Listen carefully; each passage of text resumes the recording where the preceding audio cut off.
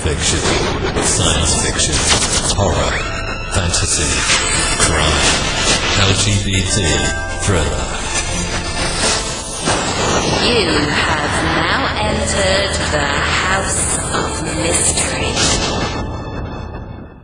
Welcome back into the House of Mystery. I'm Al Warren. We got Mr. Joe Goldberg. I don't know what to call you today. I don't know. Allergy Joe. Allergy Joe. Oh, I like that better than all the other ones. Because people are allergic to me, and I'm allergic to my daughter's dog. So for the first time, so my radio. I'm not getting my big booming radio voice here for all the listeners to love. It's just going to be this raspy allergy voice. But it sounds kind of butch. It's kind of nice. Like that. Yeah. But maybe I could be one of Anne's books then. I'd be fine. Oh. Yeah. You could be in the new series she's going to write, of course, about you. Yeah, I'll take it. Yeah. Goldberg, go for the gold, you know. Yeah. Oh, it works. There you go. Yeah. See, got an add-on. So we got joining us writer extraordinaire Anne Aptaker. So thank you for being here, Anne. Well, thank you for inviting me, Alan, and nice to meet you, Joe. So, Anne, you tell me, what's been going on in your life? It's been a while. Like, I think it probably was the last book, maybe it's been which is like a year and a half, 2 years ago. Yeah, and I didn't see it. We didn't see it. We were at Left Coast Grime. Joe and I both were, and so was John, and so we didn't. Yeah, no, I didn't. I wasn't out there.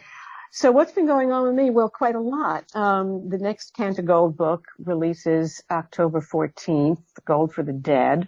And it's the 7th in the series, and it releases from Bywater Books.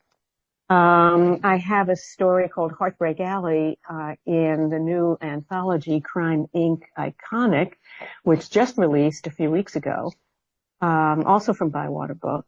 And the cherry on top is my short story, Neon Women, has been selected by Steph Cha and Don Winslow to be in this year's edition of Best American Mystery and Suspense. And that releases from Mariner Books, imprint of HarperCollins, on October 21st. So all in all, this has been a good year for me. Wow. Wow. Finally. Pretty lazy, have you? You've been just sitting around doing nothing. Underachiever. Yeah, well, what can I say?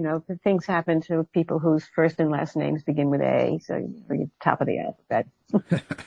It helps you out, So when all these things were happening, because you've been doing the Canter Gold series for a while, right? Mm-hmm. And like you were saying, this is book 7 of this. And so when you're working on this book, which you've been for the last year or so, whatever it takes, and these other opportunities and things come up, how do you switch off? Like, how can you do, let's say, the Neon Woman and the Crime Inc. story and stuff like that without it throwing you? Or can you? Well, evidently I can, because I did. It's not a matter of switching off, really. Gosh, how to answer that question? Each story that you're writers, so each story that you write, you're entering into a different set of lives. So as a writer, with a lot on my plate, spend some time in the day in one set, creating one set of lives. And then move on to the other set of lives, and then another set of lives, and they're so distinct from each other that they really don't interfere. I suppose that's the only way I can define it, because that's evidently what happens when I'm working like that, when I have all these projects going and I have to jump from one to another set of lives and times and years and characters. Then they come and they put me into the straitjacket and lead me away, and I giggle, profusely. But then the books come out and I start all over again. So I hope that answers your question. Yeah. Well, that's kind of how Joe starts. He starts in the straitjacket. I take Anne's stuff. That's what I do, and I just put my name on it. Yeah. Anne, let me ask you a question since I'm talking. I work on some short stories. What's your philosophy behind short stories? You write novels, and then suddenly, boom, short stories, and you're very successful there. What's your plan? What is it that makes you write short stories? The first thing I ever got published was a short story. I had already had the Cantor Gold books in mind, but I hadn't really started writing them yet. And an opportunity came up on the advice of a friend to submit a short story to the old Fedora series, Michael Bracken's Fedoras 1, 2, and 3. And I hadn't written anything professionally in terms of fiction before in my life. So I sort of took up the challenge. And I did it, and I wrote a story, and Michael accepted it out of, believe me, my shock of my life. And I found that I like the short story form. That's not to say I don't like the long form. I do, having written a number of them, but I like the short story form, I think, because it has a very special place in my heart, because it's what brought me into professional publishing. So because I feel so emotionally tied to it, I just do it when the situation arises, when I'm invited to submit a story or an opportunity comes up. Having done it in the first place, it's one of those things where an opportunity comes up and you just dive in. When ignorance is bliss, when you don't know what you're doing, you just do it. So from then on, I've never been afraid of doing a short story. After that short story was accepted is when I jumped into writing the first Cantor Gold novel, Criminal Gold. And again, not knowing what I was doing, I just did it. And it was just an extension of writing something short into writing something long. But it was the same process as far as delving into the characters' lives, writing from an emotional perspective, making sure that all the action comes from a feeling, from an emotion, not the other way around. And I don't really see the two as distinct processes, the short story or the novel. I see them as just one is a shorter adventure and one is a longer adventure. But they're the same in a way. But lucky me, I started doing them before I actually knew a damn thing about what I was doing. And that was the smartest thing I could ever have done, because I didn't have a million voices coming at me saying, professors saying, no, do it this way, do it that way. Have you studied this? Have you studied that? No, I've just read a lot of crime fiction because I love it. And I just did it. And so here we are all these years later, talking about my ridiculous process. And here we are. So thank you for asking. I hope I wasn't droning on. No, I get it. Taking notes. Yeah. Well, but I wonder if you go through the same process, like, okay, so you have your character and you're telling a story. And like you said, with the short, it's a shorter story. It's a shorter adventure, you might say, whatever. But you still have to flesh out that character. Oh, yes. Just the same way. Like, you have to know all the ins and outs and all the details. Absolutely. Yeah, that's why the processes are really the same. You just write from inside all those characters' experience. The only real difference for me in a short story is that you have to get to the point more quickly. It's condensed. But other than that, the process really is the same. It's the same, was it Hemingway, I think? It was either Hemingway or Red Barber, I could be confusing the two, who said, writing is easy. You just sit down at the typewriter, open a vein, and bleed. And it's the same, you have to write from that emotional bleeding in any genre, whether it's mystery or romance or anything else, and whether it's short story or novel or poetry for that matter. It's the same process. Hemingway, he's a writer. I'm going to look him up. He might be big someday. He might. Yeah. They say he's going places.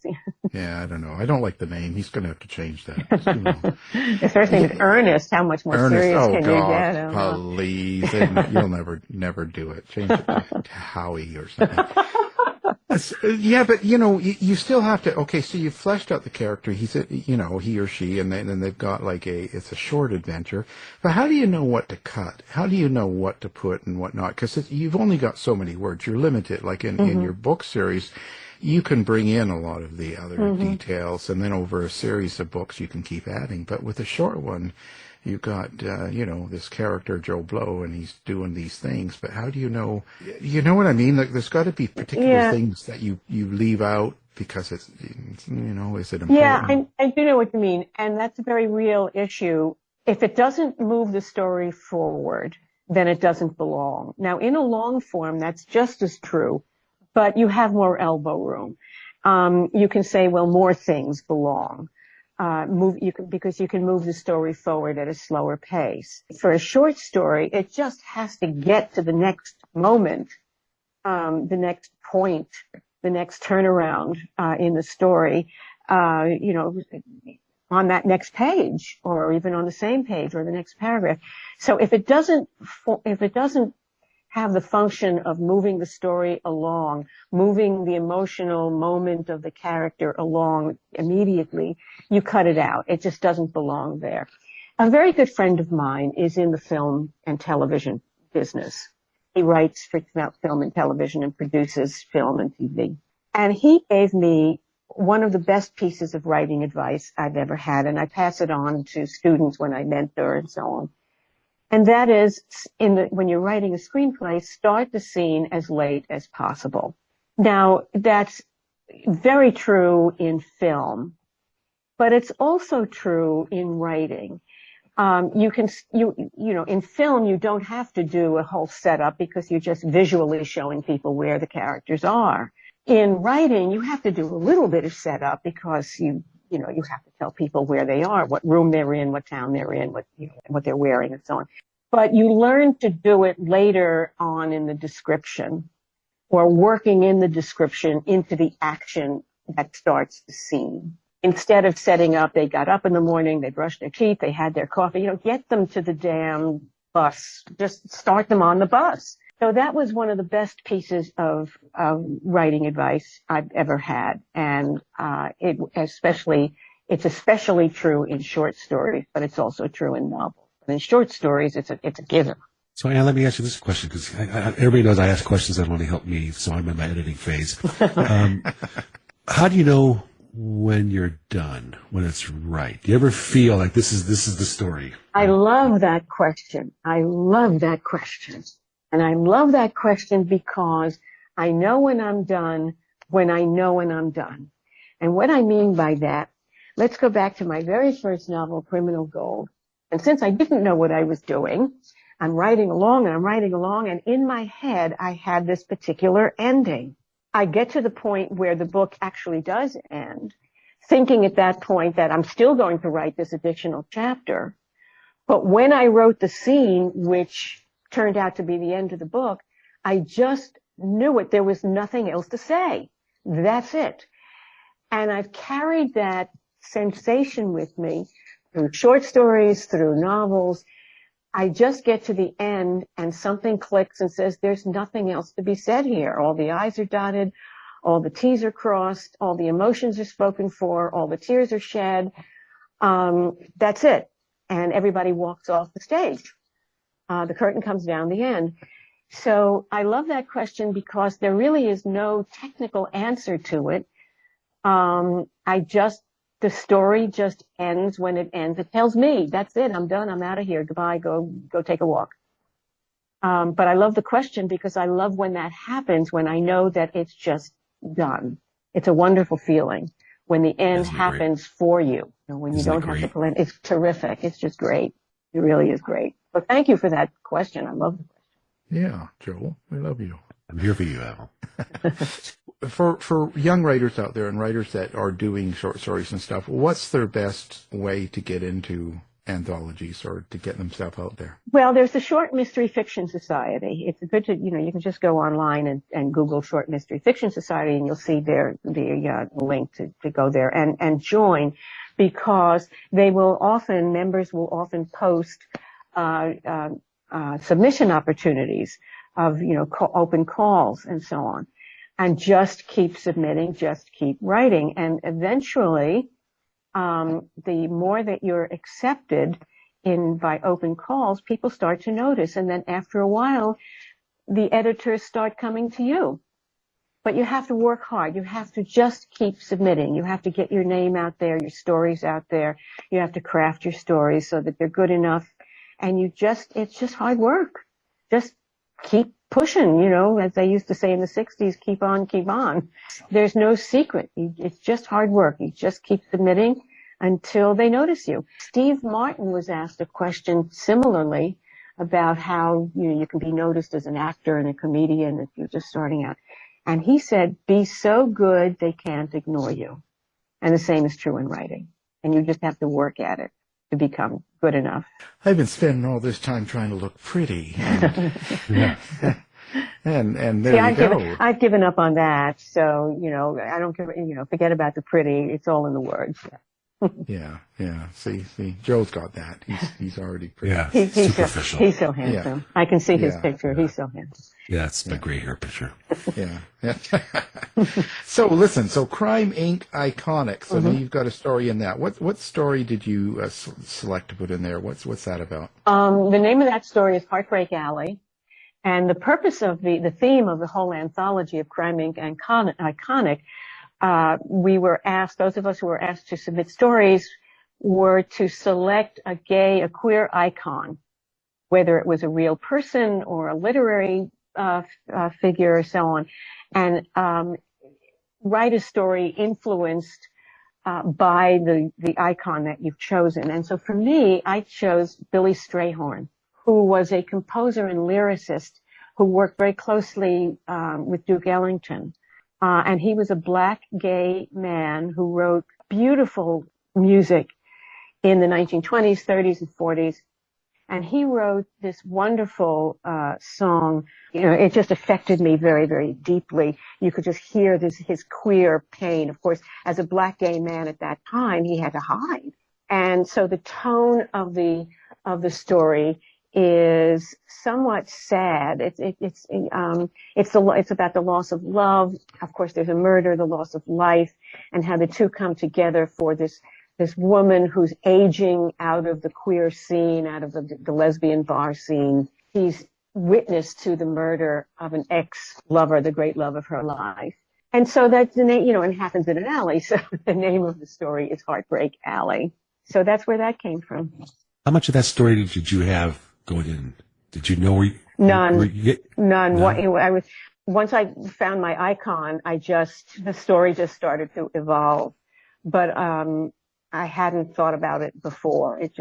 That happens a lot. If an editor will come to you and say, we'd love you to submit a story, and here's the theme of the book, of the anthology, and the deadline is so and so, and then there you are and say, oh my God, okay.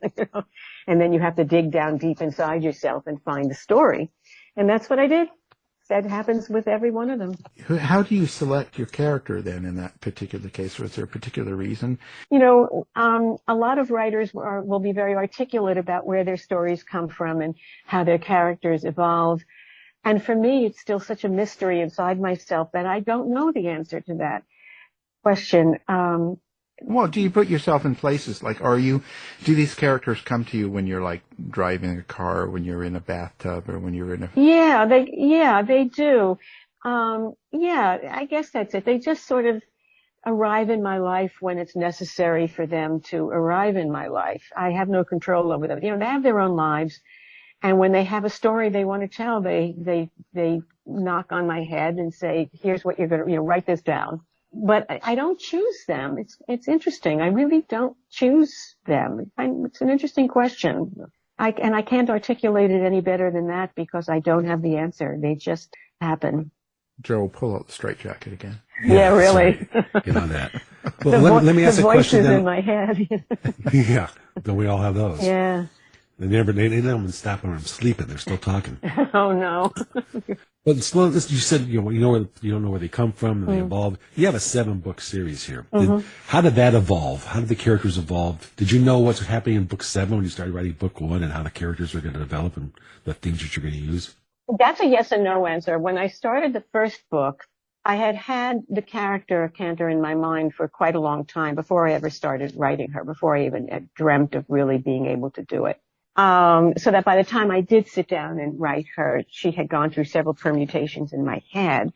The most interesting permutation was she originally started out in that time frame. The first book takes place in 1949 and the series moves through the 1950s. And that much I knew.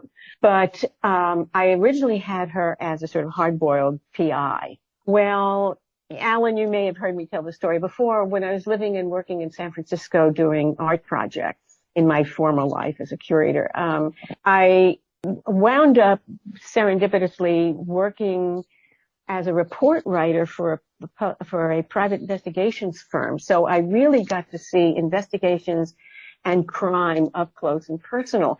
And it was then I saw the courts, I saw the police, I saw crime, I saw this, that. And it was then that, of course, I lost sense of honor or any fidelity or any trust in the criminal justice system. So I realized Cantor, since I knew she was going to be this butch dyke, there was no way at that time, setting her in the 1950s, could be on the right side of the law. So that's when I decided to make her an outlaw. She becomes an art thief. I know about the art world, so I made her an art thief. And then I was off to the races. So I did not know then from book to book exactly what the plot of each book was going to be, but I did know that this is the 7th book. I'm in the process now of writing the 8th book, which will be the final book in the series. And I knew from the get-go that it would end in the early 1960s. I won't tell you what year because that will give something away. And it will end with a particular moment in history. And no, it is not the assassination of JFK. And other than that, that's all I knew. But the stories were telling themselves as it moved through the 1950s. So I hope that answers you. In other words, I had no idea what I was doing to start with. I had no idea what I was doing as I went through the series. Only now do I have a better sense of what I'm doing because the series is coming to an end. Just in time. Yeah, just in time. And how do you create the setting, the mood of the timing? So, because you're so young, you weren't around back then. Don't kid yourself. You're supposed to say, oh, yeah. Well, thank you very much, but do not kid yourself. I would not remember 1949, but I do remember, mid-century America. I was a child in the 50s. So some of it is from sort of hazy memory, but most of it is research, talking to people who, were old enough to remember that time and what it was like to live through it. And then an enormous amount of visual research. First of all, I grew up in New York in the 50s, so I can recall streets that Cantor would see and so on with accuracy. And some of those streets haven't really changed. Many have, but some of them haven't changed all that much. So I just sort of walk outside the door and, I take a lot of pictures. There we are. But it's research. It's research. A book that I wrote a few years ago called A Crime of Secrets actually takes place in New York in 1899, which I don't remember those days at all. And you could have called Joe. Yeah, I could have called Joe. And I say, watch Gilded Age and hope it gets there. But it was research. It's just, having been an art historian and a curator, I'm very good at research. I know how to research without going down a rabbit hole that leads nowhere. So yeah, when I write any historical pieces, it's just all research. Absolutely. It's visual research and listening. If there's films, if there's music, if there's any kind of dialogue from the time, it's putting those earbuds in and listening to what the time sounded like. Yeah, I think that's so important. Because I see that and a lot of writers get that wrong. Oh, absolutely. They'll put, contemporary language into, a historical book, and it just sets my teeth on edge. Yeah. It drives me crazy when I see that or hear that. Yeah. But it happens a lot. Oh, yeah. Than I expect. Do you end up like in a series like this? Is there some sort of purpose or some sort of subtext throughout the series that you're hoping readers take away? In the Canter Gold series, in the Canter Gold series, yes, specifically, but to some extent in all crime and mystery fiction. But in the Canter Gold series, the running theme is, a couple of themes is, survival in a world that hates you, that wants you either in jail or dead, and how to do that, or the insistence on keeping your place in the world. And that's a running theme through all the books. And, as in all crime fiction, the Cantor series and all crime and mystery fiction addresses the idea of justice or the lack of it, particularly if there's a murder involved. I mean, crime fiction can also just be a robbery or, something. But when there's a murder involved, you're talking about life and death, and you really can't get much more profound than that. For Cantor, it's insisting on keeping her place in the world, a world that hates her. And when she's solving these crimes, it's a matter of getting justice for whoever it was that's been killed, even if they themselves were also criminals. Well, Anne, in the type of books you write or the characters or the subject matter, are there things that you're writing and say, you know what, given the current world, maybe I shouldn't put this in the book? Do you cancel yourself? No, I don't cancel myself, but I do find that I do think about it sometimes. as I'm writing, which I never had to think about before.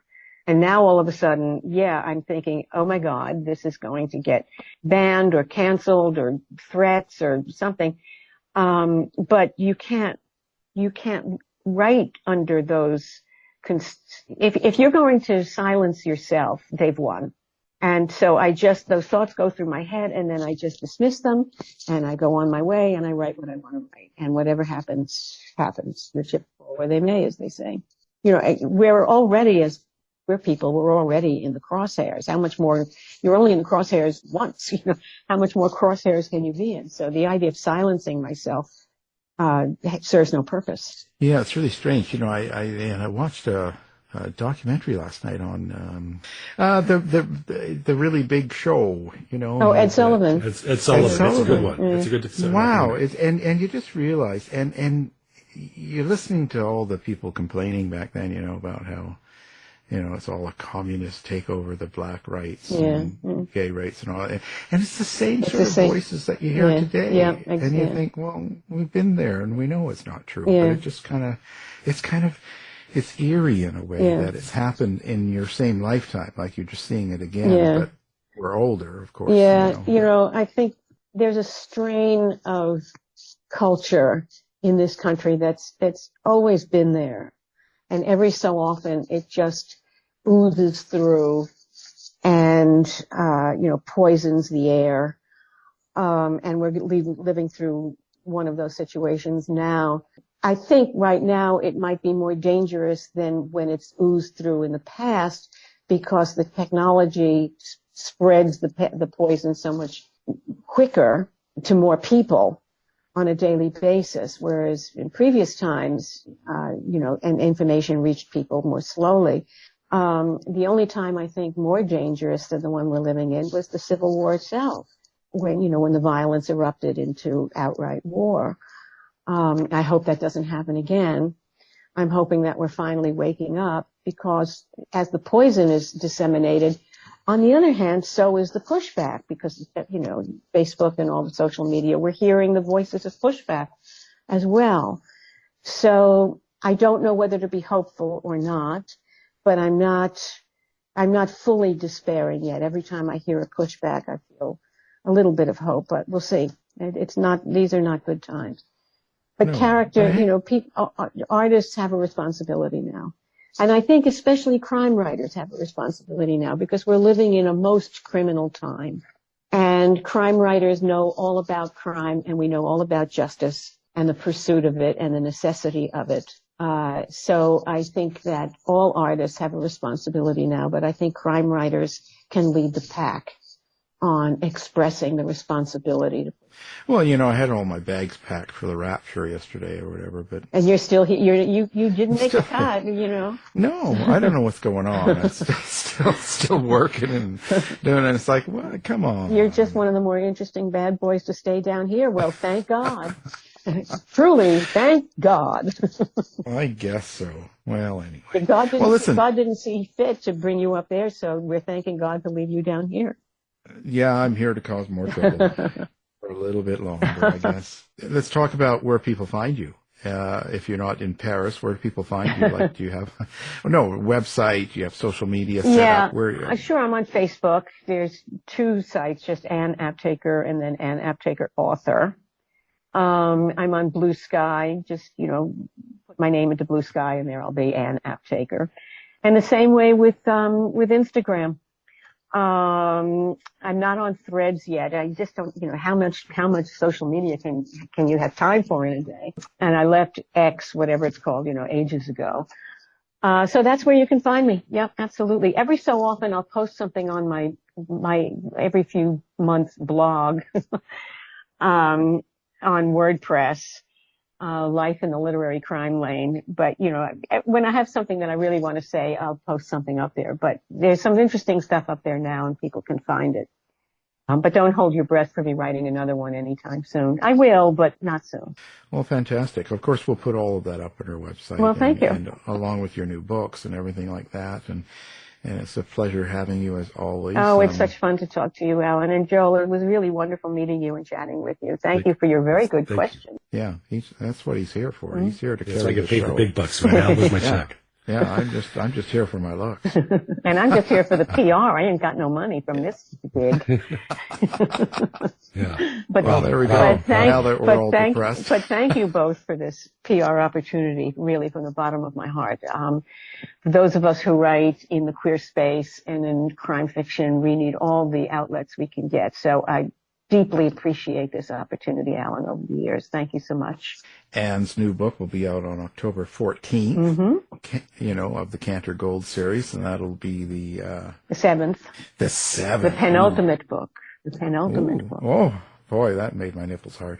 Gold for the Dead. And we appreciate you being here. And, of course, in Crime Inc. Iconic is out now. Is out now. By Water Books. And the Michael Bracken Disco Balls. Right. And that's out October 21st, right? Correct. Yeah, that's the best American mystery and suspense. And so they were kind enough to include my story, or to select my story for that honor. I just fell over when I got the announcement of that. So it was wonderful. Yeah. That is fantastic. Well, everyone, there's lots out there, so get reading anyway. But thank you. Thank you. Thanks, Anne. This has been a production of the House of Mystery Radio Show. To find out more about our show, guests, or hosts, go to our website at houseofmysteryradio.com.